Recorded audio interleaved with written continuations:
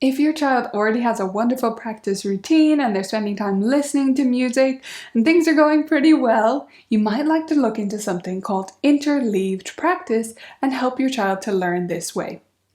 So in the pie recipe that we're talking about here in this series, which again is from my book, Practice Pie, this is the heat. This is the oven. And the oven is all about repetition, and there's two different ways to repeat something.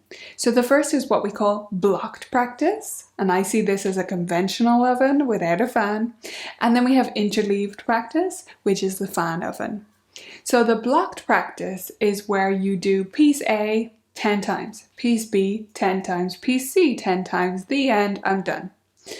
That's fine, and that's a great way to start. So if that's the stage your child is at, you don't need to push them in this direction.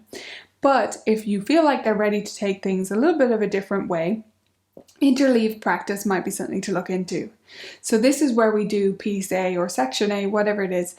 Piece A 3 times, piece B 3 times, back to piece A 3 more times, piece C 3 times, piece B 2 times.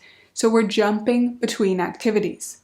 Now, you might already have an instinct that this sounds way less productive than just doing something 10 times in a row. But the science is pretty clear on this, that it's more effective.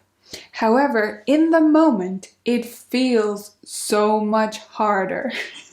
So I want to acknowledge that and know that if your child is not ready for this, they're not alone, and it might take them several years of study to really be able to work this way. Don't be afraid to try it with a beginner, but don't worry if it doesn't work out. It does feel much more taxing, and that's because it is. It's more work. That's why it works better. When you keep your brain engaged all the time, when it has to really remember what was it we were doing here and call it back to the front of their head and then go to another thing and what were we doing here, that is much more effective at long-term improvement. But in the short term, it feels tough. So if your child is not already repeating stuff a bunch of times in a row, doing blocked practice, start with that, because that is the heat. You can't cook your pie if you don't repeat things. That's just part of practice. It might sound a bit dry or a bit, I don't know, old-fashioned of me, but it's the truth.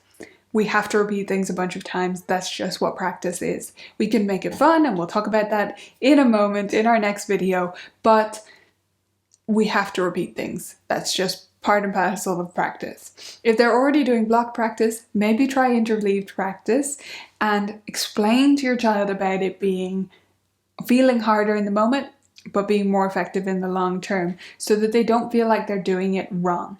Give it a go and let me know what you think of it.